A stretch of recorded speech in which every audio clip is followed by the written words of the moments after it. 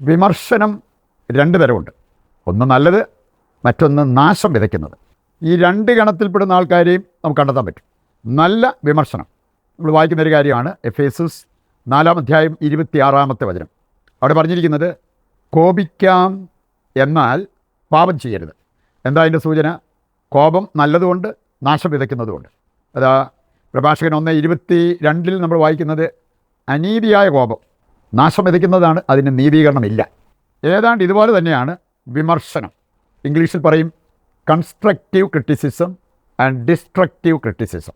മറ്റുള്ളവരെ പണിതുയർത്തുന്ന ഒരു വിമർശനം അല്ലെങ്കിൽ ഒരു കറക്ഷൻ. രണ്ടാമത്തേത് മറ്റുള്ളവരെ നശിപ്പിക്കുന്ന, വട്ടപൂജ്യമാക്കുന്ന ഡിസ്ട്രക്റ്റീവ് ക്രിറ്റിസിസം. അതൊരിക്കലും നമ്മൾ ഏറ്റെടുക്കരുത് എന്നുള്ളത് കർത്താവിൻ്റെ വചനം തന്നെ നമ്മെ ഓർമ്മിപ്പിക്കുന്ന ഒരു കാര്യമാണ്. നമുക്കിത് മനസ്സിൽ വെച്ചുകൊണ്ട് ഏതാനും കാര്യങ്ങൾ പഠിക്കാം. ഒന്നാമത്തെ കാര്യം, ദൈവം വിമർശിച്ച ഒരു ദൈവമാണ്. അതുകൊണ്ട് തന്നെ വിമർശനം കംപ്ലീറ്റ് തെറ്റാണ് എന്ന് പറയേണ്ട കാര്യമില്ല. വിമർശനം ഒരു കാരണവശാലും എന്നെ നടത്തരുത് എന്ന് പറയേണ്ട കാര്യമില്ല. ദൈവം പോലും വിമർശിച്ച ഒരു ദൈവമാണ്. ജെറമ്യായുടെ പുസ്തകം 2-ാം വചനത്തിൽ ദൈവം പറയുന്നൊരു കാര്യമുണ്ട്. എൻ്റെ ജനം രണ്ട് തിന്മ ചെയ്തു. ഒന്ന്, ജീവജലത്തിൻ്റെ ഉറവയായ എന്നെ അവർ പരിത്യജിച്ചു. രണ്ടാമത്തേത്, ജലം സംഭരിക്കാൻ കഴിവില്ലാത്ത പൊട്ടക്കിണർ അവർ കുഴിച്ചു. അവർ ചെയ്തൊരു തെറ്റ്, ആ തെറ്റ് തിരുത്തുന്ന, ആ തെറ്റ് ചൂണ്ടിക്കാണിക്കുന്ന ദൈവത്തെ ഇവിടെ നമുക്ക് കാണാൻ പറ്റും. ജെറമ്യാ 2:13. വീണ്ടും നമുക്ക് കാണാൻ സാധിക്കും സങ്കീർത്തനം 91:1 മുതൽ 4 വരെയുള്ള വചനങ്ങൾ. മത്തായി 23:37 ഇതെല്ലാം എടുത്താൽ നമുക്ക് കാണാൻ സാധിക്കും ദൈവം നമുക്കായിട്ട് വലിയ സംരക്ഷണം ഒരുക്കി. നമ്മുടെ നന്മയ്ക്ക് വേണ്ടതെല്ലാം കർത്താവ് ചെയ്തു. കർത്താവ് തന്നെ ചോദിക്കുന്നുണ്ട്, ഇതിനുപരിയായിട്ട് ഞാൻ എന്തായിരുന്നു ചെയ്യേണ്ടിയിരുന്നത്? നമ്മുടെ നന്മയ്ക്ക് വേണ്ടി, നമ്മുടെ രക്ഷയ്ക്ക് വേണ്ടി ദൈവം ചെയ്യാത്തതായിട്ട് എന്തെങ്കിലും ഉണ്ടോ? ഇനി കർത്താവ് പറയാണ്, ഒരു കോഴി അതിൻ്റെ കുഞ്ഞുങ്ങളെ ചിറകടിയിൽ സൂക്ഷിക്കുന്നത് പോലെ നിങ്ങളെ ഞാൻ സൂക്ഷിച്ചു, പക്ഷേ നിങ്ങൾ ആ സംരക്ഷണം എടുത്തില്ല, അതിൻ്റെ വെളിയിലേക്ക് നിങ്ങൾ ഓടിപ്പോയി. അപ്പം അതിനെ വിമർശിക്കുന്ന ദൈവത്തെ നമുക്ക് കാണാൻ പറ്റും, ആ ഒരു പ്രവൃത്തിയെ. ഇനി നമുക്ക് യേശുവിൻ്റെ കാര്യം നോക്കാം. യേശു വിമർശിച്ചു. പല ബൈബിൾ ഭാഗങ്ങൾ നമ്മെ പഠിപ്പിക്കുന്നൊരു കാര്യം, യേശു ആരെല്ലാം എന്തെല്ലാം ചെയ്തു അതെല്ലാം കണ്ണടിച്ച് അംഗീകരിച്ച വ്യക്തിയൊന്നുമല്ല. വിമർശിക്കേണ്ടടുത്ത് വിമർശിച്ചു. മത്തായി 15:8-9 വചനങ്ങൾ വായിച്ചാൽ യേശു പറഞ്ഞൊരു കാര്യമുണ്ട്. ഈ ജനം അധരം കൊണ്ട് എന്നെ ബഹുമാനിക്കുന്നുണ്ട്, പക്ഷേ ഇവരുടെ ഹൃദയം എന്നിൽ നിന്നും വളരെ ദൂരെയാണ്. ഈ ശരിയായ രീതിയിൽ പ്രാർത്ഥിക്കാതിരുന്നതിന് അവരെ വിമർശിച്ച യേശുവിനെ കാണാൻ പറ്റും. യോഹന്നാൻ 2:13 ദേവാലയ ശുദ്ധീകരണം. കർത്താവ് ആ ഒരു ശുദ്ധീകരണം നടത്തുന്നത്, അവരെ അവിടുന്ന് ഓടിക്കുന്നത്, എൻ്റെ ആലയം നിങ്ങൾ കവർച്ചക്കാരുടെ ഒരു സങ്കേതമാക്കി മാറ്റിയിരിക്കുന്നു എന്നൊക്കെ പറഞ്ഞ് വിമർശിക്കുന്ന ഒരു രംഗം അവിടെ കാണാൻ പറ്റും. ലൂക്കാ 10:25 മുതൽ വായിച്ചാൽ കാണുന്നുണ്ട് ഒരു ലേവായൻ, അതുപോലെ തന്നെ ഒരു പ്രീഷൻ, അങ്ങനെയുള്ള ഒരു മുറിവേറ്റ് കിടന്ന വ്യക്തിയെ അവർ സഹായിക്കാൻ ചെന്നില്ല. പക്ഷേ അവർ സമരക്കാരനാണ് സഹായിച്ചത്. യേശു ചോദിക്കുന്നുണ്ട്, നിങ്ങൾ ഈ നിയമങ്ങളെല്ലാം പാലിച്ചിട്ട് സ്നേഹം ജീവിക്കാൻ പറ്റിയോ? കുറേ നിയമങ്ങൾ പാലിക്കുന്നതാണോ, സ്നേഹം ജീവിക്കുന്നതാണോ നിങ്ങളെ രക്ഷയിലേക്ക് നയിക്കുന്നത്? കർത്താവ് അത് ചൂണ്ടിക്കാണിക്കുന്നത് അവിടെ കാണാൻ പറ്റും. മർക്കോസ് 7:13 വായിക്കുമ്പോൾ പാരമ്പര്യവാദികളെ വിമർശിക്കുന്ന യേശുവിനെ കാണാൻ പറ്റും. ലൂക്കാ 6:6 മുതൽ വായിച്ചാൽ സാപത്തുവാദം നടത്തിയ വ്യക്തികളെ വിമർശിക്കുന്ന യേശുവിനെ അവിടെ നമുക്ക് കാണാൻ പറ്റും. മത്തായി 6 കാതലായ സന്ദേശം പ്രദർശനപരത, അതായത് അവർ പ്രാർത്ഥിച്ചത്, ഉപവാസം നോക്കിയത്, ദാനധർമ്മം ചെയ്തതെല്ലാം മറ്റുള്ളവരെ കാണിക്കാൻ വേണ്ടി, അതിനെ വിമർശിക്കുന്ന യേശുവിനെ കാണാൻ പറ്റും. മത്തായി 23-ാം കടന്നു പോകുമ്പോൾ കപടനാട്യക്കാരെ വിമർശിച്ച യേശുവിനെ അവിടെ നമുക്ക് കാണാൻ പറ്റും.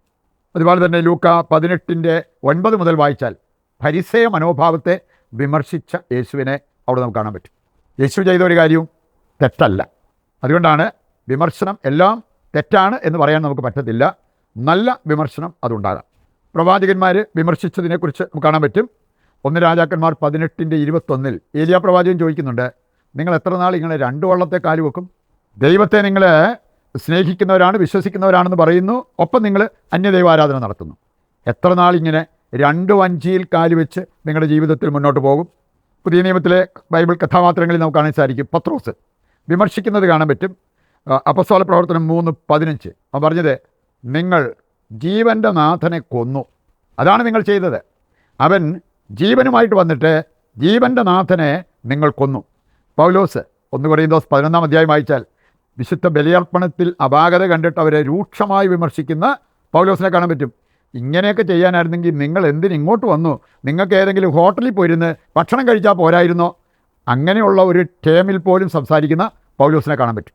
ഗലാത്യർ 2:10-11 വായിച്ചാൽ പത്രോസിനെ പോലും വിമർശിക്കുന്ന പൗലോസിനെ കാണാൻ പറ്റും. പത്രോസ്, നീ ഒരു യഹൂദനെങ്കിലും യഹൂദനെ പോലെ അല്ല നീ പെരുമാറുന്നത് എന്ന് പറഞ്ഞ് വിമർശിച്ച പൗലോസിനെ നമുക്ക് കാണാൻ പറ്റും. അപ്പോൾ പ്രവാചകന്മാരും പുതിയ നിയമത്തിലെ പല ബൈബിൾ കഥാപാത്രങ്ങളുമൊക്കെ വിമർശിച്ചതായിട്ട് നമുക്ക് കാണാൻ പറ്റും.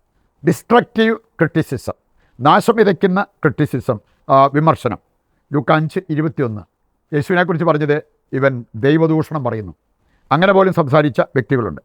യോഹന്നാൻ 10:33 നീ മനുഷ്യനായിരിക്കെ നീ നിന്നെ തന്നെ ദൈവമാക്കുന്നു എന്ന് പറഞ്ഞ് അവനെ വിമർശിക്കുന്നത് കാണാൻ പറ്റും.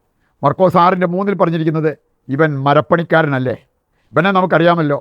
അങ്ങനെ പറഞ്ഞ് അവൻ്റെ തൊഴിലിനെ വിമർശിക്കുന്ന അതിന് യോജിച്ച ഒരു കാര്യമല്ല അവനിപ്പോൾ ചെയ്യുന്നത് എന്ന് പറയുന്ന വ്യക്തികളെ കാണാൻ പറ്റും. മത്തായി 27:63 വായിച്ചാൽ വഞ്ചകൻ എന്ന് യേശുവിനെക്കുറിച്ച് പറഞ്ഞത് അവിടെ നമുക്ക് കാണാൻ പറ്റും.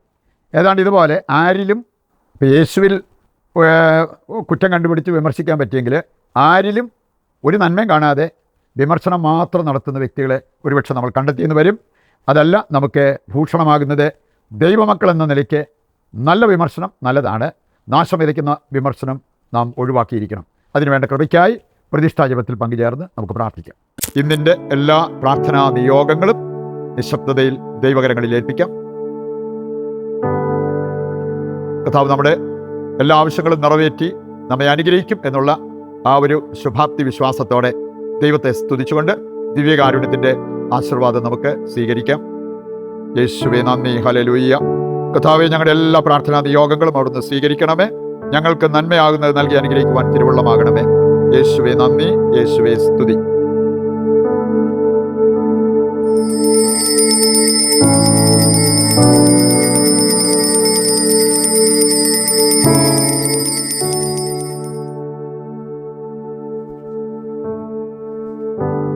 മറ്റൊരു എപ്പിസോഡുമായി നാളെ വീണ്ടും നമുക്ക് ഒന്നിക്കാം. ദൈവം നിങ്ങളെ സമൃദ്ധമായി അനുഗ്രഹിക്കട്ടെ.